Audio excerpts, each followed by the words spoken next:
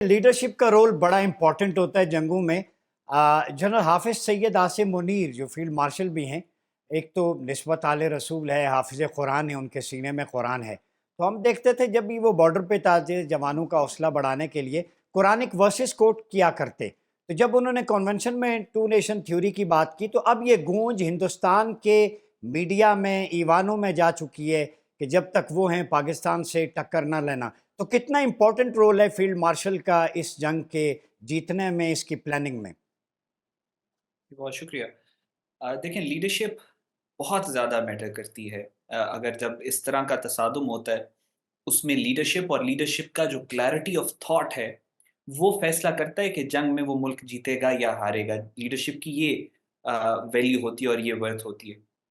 और जिस तरीके से पाकिस्तान की जो करंट लीडरशिप है, स्पेशली पाकिस्तान के जो आर्मी चीफ है field marshal general Asim Munir, उनकी जो क्लैरिटी ऑफ थॉट और फोकस जो है भारत को लेकर, चीज़ों को लेकर, पाकिस्तान और इंडिया के रिलेशंस को, जो ग्रेविटेशनल अंडरस्टैंडिंग है of the situation that is going on in the world, दुनिया में इस वक्त जो निज़ाम राइज है, दुनिया में इस वक्त किस तरह से डिप्लोमेसी हो रही है, दुनिया में इस वक्त किस तरह से मिलिट्री डिप्लोमेसी हो रही है, जंगें जो मॉडर्न तरीन वॉर्स हैं वो किस तरीके से लड़ी जा रही हैं।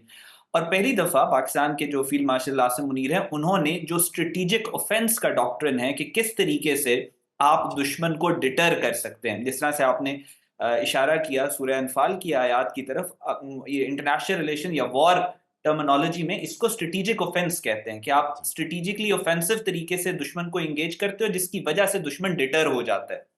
वो जो अंडरस्टैंडिंग पाकिस्तान की लीडरशिप की है, वो बहुत इंपॉर्टेंट है। और उसी अंडरस्टैंडिंग की वजह से आपने देखा कि 12 दिनों के अंदर, 13 दिनों के अंदर, ये पहलगाम के फॉल्स फ्लैग ऑपरेशन से पहले आप खुद याद करें कि पाकिस्तान दुनिया में कहां पे खड़ा था। जी। और 12 दिनों के अंदर आप देख सकते हैं, इट्स अ जियोपॉलिटिकल मिरेकल, एक मार्वल है कि अल्लाह ताला ने पाकिस्तान को कहां से उठा के कहां पे पहुंचा दिया। और 12 दिनों में Pakistan became the most important country in the world, to the extent के अमेरिकन प्रेसिडेंट जहां जहां टूर करने, ट्रिप पे जा रहे हैं, वो वहां वहां पाकिस्तान का जिक्र कर रहे हैं।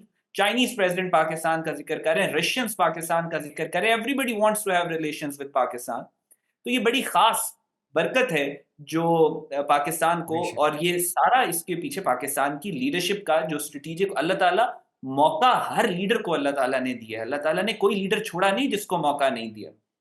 लेकिन जिन लीडर्स ने, जिन सिपा सालारों ने आगे बढ़ के उस मौके को ग्रैब किया, वो आटे में नमक के बराबर है। और जिस तरीके से प्रेजेंट पाकिस्तान के आर्मी चीफ ने इस मार्काए हक में जिस तरीके से फ्रंट फुट पे आके आगे बढ़ के क्लैरिटी के साथ परफॉर्म किया, इंडिया को बैक फुट पे धकेला, पाकिस्तान को उन्होंने उभार के दुनिया की बेहतरीन ममालिक में से एक बनाया। सो दिस इज समथिंग जो कि आपकी कुव्वत ईमानी, आपके क्लैरिटी ऑफ थॉट और आपकी इस्लामिक जो लिटरेचर है, इस्लामिक कुरान हकीम की जो अंडरस्टैंडिंग है, अहदीस की अंडरस्टैंडिंग है, उसके बगैर ये प्रैक्टिकली पॉसिबल ही नहीं। बुनियानो मरसूस तो ठीक है, सूरह सफ़ की वर्स नंबर 4 से हमने डिराइव किया, फिर सूरह आदियात की वर्स नंबर 3 से फल मुगीरात सुबह, सुबह के वक्त जो घोड़े की टापों की चिंगारियाँ, उसकी अल्लाह कसम उठाता है। तो ये जो आइडियालॉजिकल कनेक्शन है वॉरफेयर का, ये लाजमी बात है। सैयद आसिम मुनीर जो हाफिज़ कुरान भी है, उन्होंने ही किया होगा। फिर ethics and protocol of war जो प्रॉफिट सल्लल्लाहु अलैहि वसल्लम के इस्टेब्लिश हुए, सिद्दीक़ अकबर के, कि don't disfigure the body, infrastructure को नहीं तबाह करना, औरतों बच्चों को, नॉन कॉम्बैटेंट को अटैक नहीं करना। तो लगता यूँ है कि ये जंग बद्र का तसलसल था और आप सल्लल्लाहु अलैहि वसल्लम की जंगी नबवी पॉलिसी के उसूलों को मद्देनज़र रखा गया। कहीं ना कहीं स्ट्रैटेजी में ये ज़रूर था। हाफिज़ आसिम मुनीर साहब को क्रेडिट जाता है और इस जंग की कामयाबी का राज भी कुरान और सुन्नत मुस्तफ़ा से कनेक्शन है। क्या समझते हैं आप? जी, कोई absolutely there is no doubt. और उसके बगैर पॉसिबल नहीं था ना, ये जियोपॉलिटिकल मार्वल, जैसा मैंने आपको कहा, ये एक मुजज़ा था। और ये पॉसिबल ही नहीं था कि जब इस पे खासुल खास करम और रसूल अल्लाह सल्लल्लाहु अलैहि वसल्लम की खासुल खास निगाह ना हो इस बैटल के ऊपर। मैं आपको कायद आज़म का एक इंसिडेंट बताऊंगा। बहादुर यार जंग को कायद आज़म ने फरमाया पाकिस्तान बनने के बाद कि पाकिस्तान का जो बनना था वो मक्की दौर था, और बनने के बाद हम मदनी दौर में दाखिल हो चुके हैं, जिसमें जंगों पर जंगें होंगी। और मैं ये समझता हूं کہ میں نے اپنی ڈیوٹی پوری کر دی اور اللہ اس قوم کو آنے والے دور کی جنگوں کے لیے ایک ایسا لیڈر دیں گے جو ان جنگوں میں رہنمائی کر سکے. سو پاکستان، بابا اشفاق فرماتے تھے یہ اللہ کے رازوں میں سے ایک راز ہے، یہ معجزے سے بنا تھا، معجزے سے قائم ہے. پاکستان کو جو نقصان پہنچانے کی کوشش کرے گا وہ irrelevant ہو جائے گا، وہ تباہ ہو جائے گا، وہ برباد ہو جائے گا. اور آپ نے یہ دیکھا ہے کہ پاکستان، یس پاکستان از اے سیکورٹی اسٹیٹ، اسی طرح جس طرح ریاست مدینہ سیکورٹی اسٹیٹ تھی. جی آپ نے بالکل. دیکھا جب بھی ریاست مدینہ ماجد وجود میں آئی، غزوہ بدر، احد، خندق، خیبر، جنگوں پر جنگیں ہوئی. رسول خدا صلی اللہ علیہ وآلہ وسلم نے آخری سانس تک، پردہ فرمانے سے پہلے تک انہوں نے تلوار نیام میں نہیں ڈالی.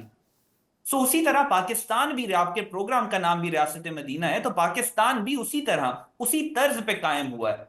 اب جو جنگوں کا تسلسل شروع ہو گیا ہے، بھارت نے جو امپوز کی ہیں ہم پہ، وہ کنٹینیوڈ رہیں گی. مجھے نہیں نظر آتا کہ آنے والے 5-10 سال ہم جنگ سے نکلیں گے. یہاں سے ہم فارغ ہوں گے تو ہمیں مڈل ایسٹ کی جنگیں اپنے اندر دھکیل لیں گی. تو جنگوں پر جنگیں ہیں، جو اسکٹولوجیکل سائنز آپ کو نظر آتے ہیں احادیث شریف میں، جو روایات میں جو آپ کو اشارے ملتے ہیں آخری دور کی جنگوں کی طرف، ہم اس فیز میں انٹر ہو چکے ہیں. اور جی پاکستان کو ہارڈ سٹیٹ بننا ہے. 1400 سال کی مسلمانوں کی تاریخ میں ہمیں کبھی بھی دشمن نے اتنا نقصان نہیں پہنچایا جتنا اندرونی غداروں نے پہنچایا ہے، بالکل. جتنا اندر سے دروازہ کھولنے والوں نے پہنچایا ہے، جتنا بالکل میر ایسا. جعفر اور صادقوں نے پہنچایا ہے. سو بالکل صحیح. پاکستان کو ایکچولی ہارڈ سٹیٹ بننا ہے تو ہمارے اندر جو غدار ابھر کے، وہ جو گٹر ابلتا ہے تو اوپر آ جاتے ہیں، تو جو غدار ابھر کے سامنے آئے ہیں، جو اس مارکہ حق میں باطل کے ساتھ کھڑے تھے، جو پاکستانی فوج پہ جنہوں نے پتھر مارے، جنہوں نے پاکستانی فوج کے حوصلے پسپا کیے، جنہوں نے اس جنگ کے دوران بھی مس انفارمیشن اور ڈس انفارمیشن پھیلائی، جنہوں نے یہ خوف پھیلایا پاکستان تو ریٹیلیٹ نہیں کرے گا، جنہوں نے کہا ڈرونز اندر کیسے آ گئے، یہ تو خود سازش لگ رہی ہے. یونٹی آف کمانڈ تو سنت مصطفیٰ ہے جس طرف ہم بڑھ رہے ہیں، اس کو آپ کیسے دیکھتے ہیں؟ جی بالکل، دیر از نو ڈاؤٹ. آپ نے جو فرمایا، پچھلے 1400 سال کی مسلمان تاریخ اگر آپ پڑھیں تو کبھی بھی جو آرمی کی لیڈرشپ تھی اور ملک کی لیڈرشپ تھی وہ کبھی بھی علیحدہ نہیں ہوئی تھی. نہیں. ہمیشہ سید سپہ سلطان محمد فاتح، سلطان مراد، سلطان صلاح الدین ایوبی، یہ سارے یہ واریئرز بھی تھے. سیدنا ابو بکر صدیق رضی اللہ تعالیٰ عنہ was the army chief and the political leader at the same time. بالکل بالکل. سیدنا عمر کا بھی یہی، سیدنا علی کا بھی یہی، سارے جو ہمارے خلفائے راشدین تھے، رسول خدا صلی اللہ علیہ وسلم بذات نفس خود وہ واریر بھی تھے، وہ آرمی چیف بھی تھے، اور یہ ساری جو چین آف کمانڈ تھی وہ سینٹرلائزڈ تھی. تو ابھی بھی آپ جو، اب جب جنگیں شروع ہوتی ہیں تو جنگ میں تو جنگ کا قانون ہوتا ہے، جنگ میں جنگ کے اصول ہوتے ہیں. ماڈرن ڈے وار سینیریوز کے اندر بھی آپ کا جو آپ دیکھ رہے ہیں کہ جو جنگیں ہوتی ہیں تو اس میں جو اختیار ہوتا ہے وہ فوجوں کے پاس آ جاتا ہے. اور ابھی بھی جو پریکٹیکلی آپ کو آگے آنے والے دور میں جنگیں فیس کرنی پڑیں گی، اس میں نیچرلی جو سینٹر آف گریوٹی نیچرلی بن کے ابھرے گا، جو چیز ریلیونٹ رہے گی، وہ پاک افواج اور پاک افواج کی اتھارٹی رہے گی. آپ نے دیکھا پچھلے 1 مہینے میں آپ کے پورے ملک کو، جو آپ کی آبادی ہے، پاپولیشن ہے، اس کو نظر آ گیا ہے کہ فوج کی کیا امپورٹنس ہے. اور ٹھیک. فوج ہی کے اوپر ٹرسٹ ہے اس قوم کا کہ وہی آنے والے دور کی جنگوں کے اندر اس قوم کی رہنمائی اور لیڈرشپ کریں گی. تو جو آپ کی بات ہے وہ بالکل ٹھیک ہے، ہم اسی طرف جا رہے ہیں، ہم بائی ڈیزائن آف نیچر اس طرف جا رہے ہیں.